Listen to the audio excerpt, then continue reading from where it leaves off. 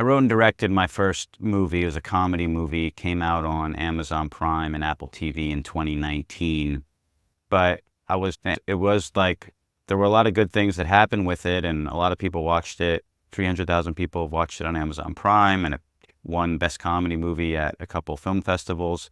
But because I was so focused on the career outcome, like it leading to a bigger movie, bigger opportunities in the Hollywood studio system, I didn't really enjoy the process so much. I kind of missed it. It was actually a lot of fun, and I went to film festival screenings where the whole audience was laughing at the movie and all that.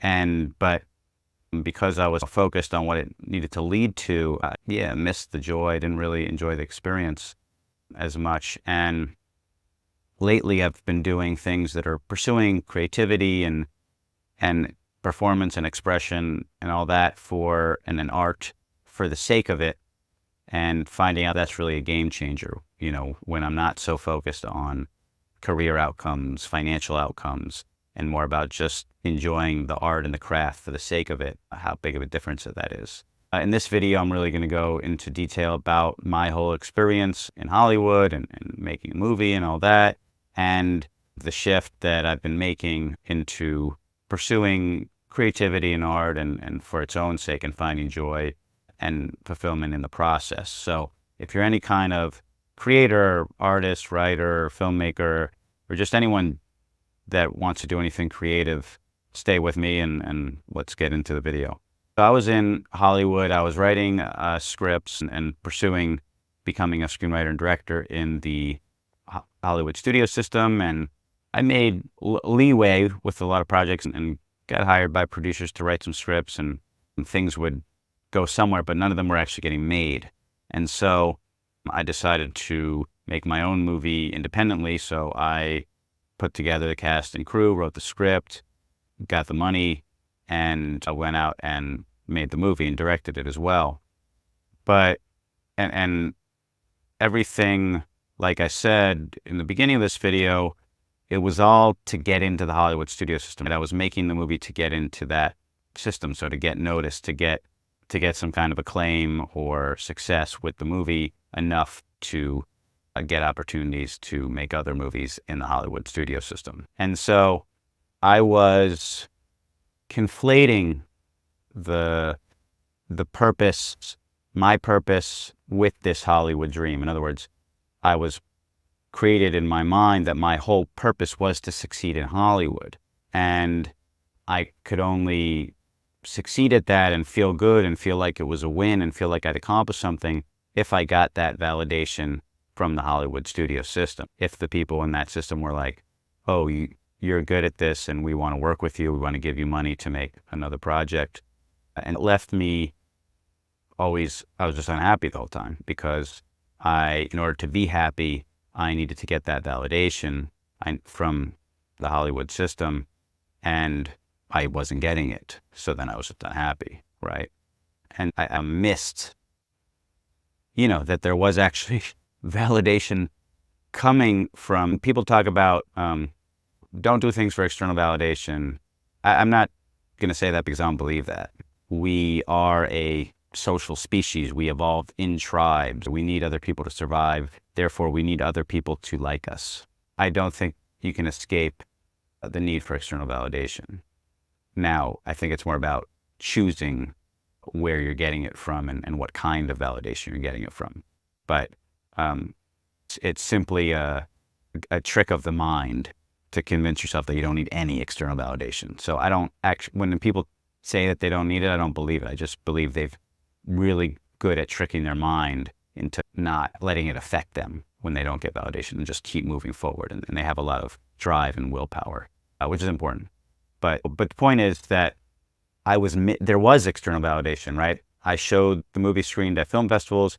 I was in big theaters with a lot of people that were loving the movie, like laughing at all the jokes and getting emotional at the serious parts. And so there was actually external validation coming in. A lot of people that watched the movie commented or messaged, and over 300,000 people watch it on Amazon Prime, which indicates that people are liking the movie because they're watching it, and an algorithm shows it to more people. and all that. And we can see the minutes watched. A lot of people were watching the movie.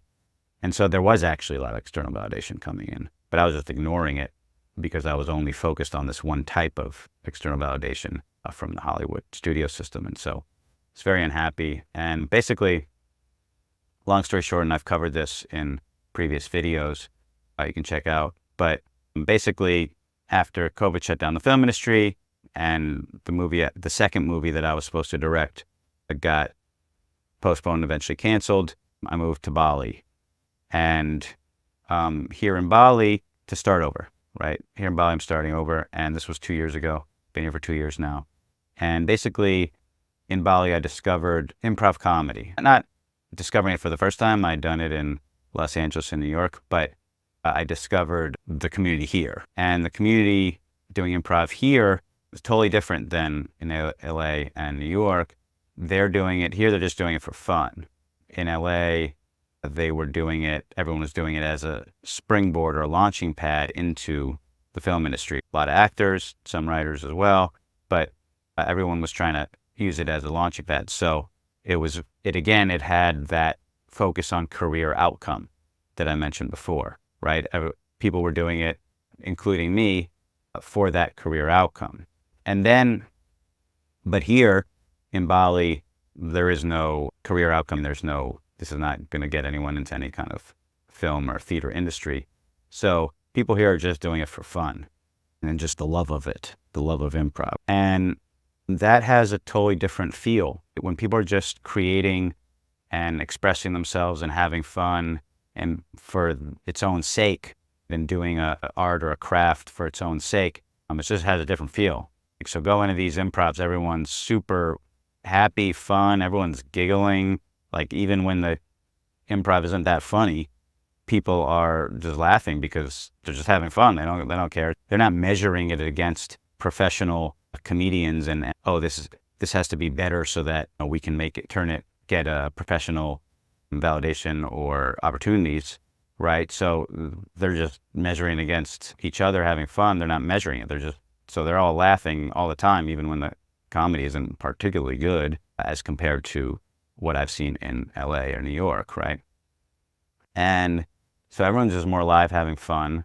And so that really made a big impact on me because I just enjoyed it a lot more. Comparing the improv here to the improv there, just enjoying a lot more. And that, of course, got me thinking, okay, this most likely expands to everything else. And most likely expands to the writing, to the filmmaking. For me, that doing it for its own sake is going to be a totally different experience than doing it for the career outcome, right? And this is something that is the cliche, right? In the other sense that, yeah, you've heard this before, that like you do something just for the love of it, it's more fun and fulfilling than if you do something for money. You've heard something to that effect. But it's very different to have heard something like that or understand it intellectually. It's a whole other thing to actually experience it. It's a whole other thing to do a certain art or craft one way, improv in LA, where everyone's using it as a springboard towards a career outcome, and then actually doing it here in Bali, where it's just for fun, just for the love of the game. So actually, to have both those experiences in the same craft, it was much more impactful on me than just understanding this concept in my mind that if you do something for love, it's going to be better than if you do it for money, or better in the sense of it's going to be more enjoyable and fulfilling. So it's totally different actually experiencing it. And then I was doing that, and then I have been doing that, and then I started to think about, okay, how can I help people? How can I add more value? Instead of this mentality of like, how do I make money and how do I use people for my benefit, which is the mindset that I resisted but was like corrupted by in Hollywood, because that's how Hollywood works. Everyone is trying to figure out how they can use each other to boost their career in Hollywood, right? So I got corrupted by that way of thinking and relating and everything. And lived in Bali for the last couple of years and was shedding that and letting go of that way of thinking. I started to change my thinking of, okay, instead of thinking about how do I get stuff from people, how do I give, right? How can I add value? And I think that will have better results and also just feel better, which is a result. Feeling better is a result, right? I think we can undervalue that and just focus on external results, but I certainly have for a long time. But internal results, I think, are quite meaningful. And ultimately, why do you want the external results? So you can feel good internally, right? You can be happy. Why don't we focus on how do we feel good and be happy now, as opposed to later when we get the big career success, or the big money success, the big fame success. So this is like where my mind has gone. Basically, where I'm in Bali, there's a lot of different digital nomads and expats that are independent creators of some kind. There are artists, there's entrepreneurs, content creators, all that. And I saw that they're facing a lot of struggles, some in terms of creativity, some in terms of just like procrastination, distraction, right? Just getting organization, just getting work done. A lot of dealing with fear of putting themselves out there, fear of failure, fear of rejection, all that. I started this free weekly creativity workshop where I'm helping all these people, any entrepreneurs, artists, content creators, any creators, to get through all their blocks and creating their best work and get them into action, actually creating and focused, and clear out the blocks that are in their way, and so they can really create their best work. And I'm not charging anything for it, and I don't plan on, I don't even know, is this going to lead to money of any kind? I don't see it. It might, but that's not part of the plan. I'm just focused on adding the value and not focused on the outcomes that are career and financial focused, which is what I spent my whole time in the US, when I was living in the US, and specifically in LA, doing, right? That's what I was spending my whole time doing. I was just focused on career outcomes. That's it. Everything was about getting certain outcomes. And when first of all, I didn't enjoy the process, and I just wasn't happy. And then also I didn't get the specific career outcomes that I had in mind, which then led to even more unhappiness. And I felt like a failure and questioned what the purpose of my life was. So now just focus on adding value and on a small, very small scale, right? This weekly creativity workshop, which there's been anywhere from 5 to 30 people, depending on the week. Because a lot of people, this is Bali, a lot of people come through, travel in and out. The numbers vary. But just doing it on a small scale and giving value and seeing people get through blocks and seeing people start to create and helping people shift their projects and their business and giving value basically and getting a lot of response back of thank you so much, this has helped me so much, and look what I did as a result of what you taught me and all that. That is, yeah, it's having a different effect, and I'm feeling different about life. It's just feeling fulfilling, and I'm feeling like I am feeling valuable. We talk about adding value. Yeah, that effect that has on you is that you feel valuable, and feeling valuable is linked to, on an instinctual level, is linked to survival, because we evolved in tribes, and if you weren't valuable to the tribe, they'd leave you out in the jungle or the desert or the forest and you die, because they couldn't just carry people that were not adding value and not helping the tribe. So feeling valuable is linked to survival, which means your brain releases the chemicals that make you feel good, because your body is programmed to help you survive. And so, in other words, feeling valuable means you feel good and you feel happy, right? Which I'm experiencing. It's one thing to say all this as a concept, but I'm actually experiencing it meaningful. Sum up the video here that for a long time I was focused on seeking these specific outcomes and what am I good at? What can I get paid for? How do I make money? okay, how do I get to this money and fame driven goal, and just trap in that need for the specific external validation that I was looking for. And now just learning the importance of doing something for the sake of it, and also for the value that it gives to other people, but not so focused on the money or some sort of big outcome, but just individual benefits to people. And having something that you do for the craft, like I was saying, the case of improv comedy, for the love of it, but you're still getting better at it. It's still a craft, right? Like, I'm not necessarily talking about just something you do for entertainment, which is different. I'm talking about an art or a craft that you are doing for the love of it, but also getting better at it, improving it, because that also sends messages. Your brain also releases chemicals that make you feel good when you're improving at something. So I think that's really important, to find something that you're doing not for money or these other benefits, but really for the love of it and to get better at it. And then not having a monetization plan, right?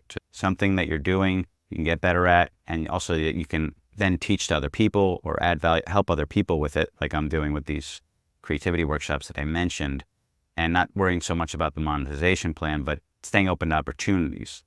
I believe this will ultimately lead to opportunities that involve money, but I'm not, by not being so focused on that, first of all, expanding my opportunity surface area, because I'm not stuck in this linear track of I need it to lead to this specific opportunity.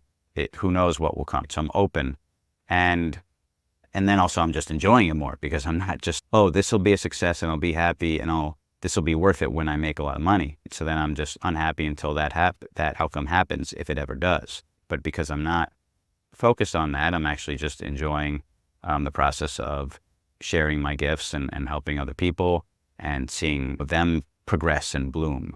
And that's feeling good for me, as well as working on my own crafts and getting better at them is also feeling good, because I'm not waiting till I have some kind of career or financial success to be happy or to feel good about it. Yeah, that's my video here, is just learning about the value of pursuing creativity and art for craft, for the love of the game, and because it lights you up and you enjoy it, and putting money or recognition of some kind, fame, as this secondary possible outcomes, but not attaching all your happiness and value to those outcomes, and see what happens, right? Because you've probably heard some kind of messages like these, the ones I'm giving, right, before. And some of them are from probably you've heard it from successful people, right? Saying, oh, this is the way you succeed like me, right? You hear that a lot. Problem with that, they've already succeeded. They're looking back at their life and they're cherry picking. They're picking and choosing. I'm going to craft this narrative of my past that I'm then going to tell other people, this is how you succeed, right? But they're cherry picking and creating the narrative in hindsight, right? And so I find that is not, I don't know, it's not so helpful a lot of times, or I can't necessarily relate to it, because they're already at the super high level and they're then picking out these little things. Whereas the point that I'm making these videos, I'm doing these every day. I'm doing it in the process, like I'm doing it while it's happening. So I don't know actually how this is going to work out. I don't know whether this will lead to money opportunities, like I said. I don't know ultimately where this will go. And maybe I end up, living on the street or something. Like, maybe this doesn't work out. But the point is that I think it will, and I'm sharing it live so you can actually see the journey as it's happening. And I think that for some people, some of you, you could connect with that and go on the journey with me. And then we're sharing our experiences and lessons as they're happening. And then, hopefully you can relate to that and use it in your own life and pursue stuff like I am in this way. Keep creating or start creating, or do something creative for the love of it and then the sake of it, and see how that affects your life, and see if you can start to do things that are about adding value to other people's lives and not so focused on the career or the financial outcome, even if they are business. Like even if they, I'm not saying do everything for free. Obviously you got to make money and eat, but there is a shift if you start focusing more on how can you add value to other people's lives, and how can you receive the response. How can you receive when they do give you validation, when they do actually enjoy your product or service, can you actually receive that and see that and not be so attached to just how much money you're making? Because that's, I think, a lot of people miss. They have good businesses and they're actually adding value to other people's lives, but all they're focused on is the money. And so their happiness is attached to the money. It's not actually attached to the way they're benefiting other people's lives. And a lot of times you just have to open your eyes and see that. Like I was saying, I was in a theater of people, 100+ people, whatever, laughing, really enjoying my movie the way that I wanted it to be enjoyed, like laughing at all the jokes, getting emotional at the serious parts. So I was there. It was in front of me. But basically I couldn't really see it, or I couldn't receive it more accurately, because I was just so focused on these specific career outcomes. And so I wasn't even receiving the response or the benefit or the validation from people that were actually right in front of my eyes. And I think that a lot of people actually are missing that because they're just so focused on the money, and that's what their whole value as a person and happiness is attached to. And they're ultimately not that happy, even though they're actually benefiting people, adding a lot of value to other people's lives. And that's really meaningful. So thanks for watching, and tune back in tomorrow for the next video.